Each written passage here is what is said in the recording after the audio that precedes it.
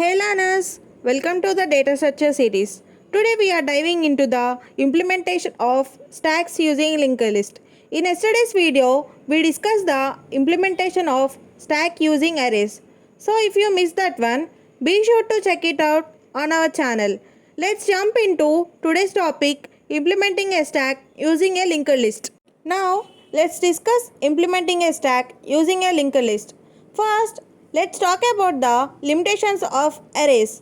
When a stack is implemented using an array, it has a fixed size. This can be a problematic if the amount of data is unknown, as it might lead to overflow. If you try to add more elements than it can hold. On the other hand, a linked list offers a significant advantage for stack implementation. With a linked list, the stack can grow dynamically.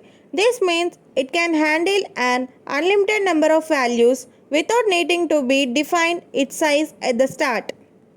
For the push operation, each new element is added as the top element and it points to the previous top element. In the pop operation, we remove the top element by moving the top pointer to the next node in the list. It's also important to remember that first node's next pointer must always be null, which marks the end of the stack. The example comparison of stack with array is if we have elements like 1, 7, 5 and 2 stored in an array, when we call pop function, the top element 1 is removed first. Coming to the stack with linked list, in a linked list, the node might looks like 1 arrow mark 7 arrow mark 5 arrow mark 2. The top element 1 is pointed by the head and is removed first during the pop operation. This dynamic nature of linked list makes them a powerful choice for implementation of stacks. Here is a line-by-line explanation of the code for implementing a stack using a linked list. The two header files includes the standard input-output library and the standard library for memory management functions like malloc for dynamic memory allocation and free for releasing the memory. The next part of the code defines a structured node that represents each element in the linked list. It has data and integer to hold the value of the node and the next a pointer to the next node in the list. The start is a pointer to the beginning of the linked list. Q and T are also pointers to nodes used in various operations. The main function starts and ch is an integer variable to store the user's menu choice. Next, an infinite loop displays the menu options for the stack operations. The user is prompted to enter a choice between 1 and 5. The switch statement processes the user's choice. Case 1 is calls the push function to add an element to the stack. Case 2 calls the pop function to remove an element from the stack. Case 3 calls the peep function to view the top element.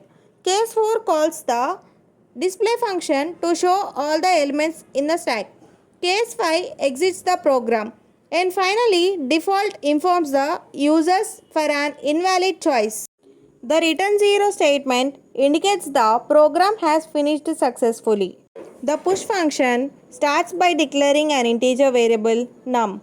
It allocates memory for a new node and assigns it to the pointer t. The cast ensures the pointer is of the type correct. Check if memory allocation was successful. If it is not successful, it prints an error message and exits the function. Then the prompt the user to enter the data, which is stored in num. The value is then assigned to the data field of the new node. If the stack is empty, the new node becomes the start of the new node with its next pointer set to null. If the stack is not empty, the new node's next pointer points to the current top node and start is updated to the point to the new node. The display function starts by checking if the stack is empty. If it is empty, a message is printed. If not, a pointer q is initialized to start. A while loop traverses the linked list starting from q, printing the data of each node until it reaches the end, that is, q becomes the null.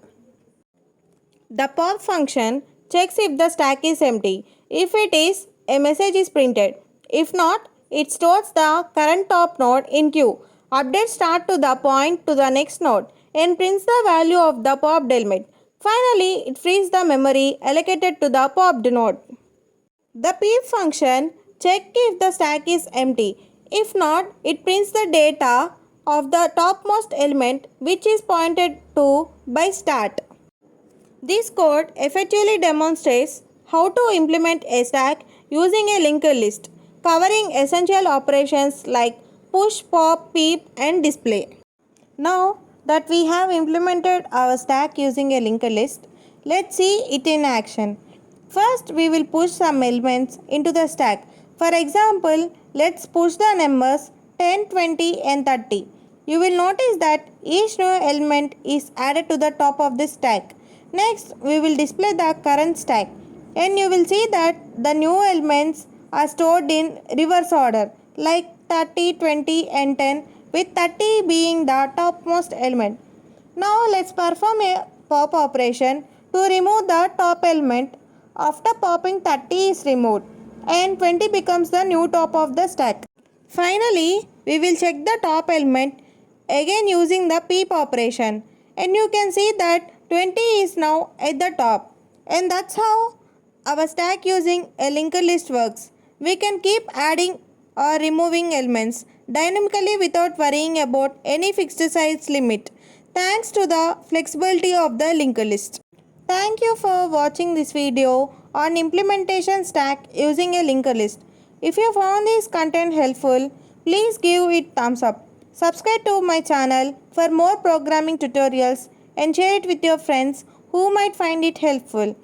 Feel free to leave your thoughts and questions in comment box. I would love to hear from you. Thanks again for joining me. I will see you all in my next video.